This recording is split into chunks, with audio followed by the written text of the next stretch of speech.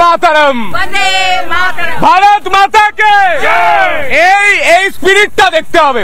আমরা শুরু করেছি রিপাবলিক বাংলা কারণ রাষ্ট্রবাদীদের কোনো প্ল্যাটফর্ম ছিল না, অরাজনৈতিক প্ল্যাটফর্ম ছিল না। অনেকে সোশ্যাল মিডিয়ায় লিখছিলেন, আমাদের অর্ণব গোস্বামী তাকেও পর্যন্ত অনেকে চিঠি লিখেছেন, মেল করেছেন যে একটা কিছু করুন স্যার, আমাদের প্রত্যেককে এক সুতোয় রাখা উচিত, কারণ এটা একটা কালচার। এই কালচারটা আমাদের রাখতে হবে, বছরভর রাখতে হবে। একদম আমাদের সবাইকে একসাথে এক মিলিত কণ্ঠে এই দেশের জন্য আমাদের নিজেদেরকে বলিদান দিতে হবে, একসাথে একভাবে ভারত মাতা কি জয় এবং আমাদের দেশের স্বার্থে সবাই মিলে একসাথে এক জয়ধ্বনি করতে হবে যে আমরা সব ভারতীয় নাগরিক এবং সেটাই আমাদের প্রথম পরিচয়।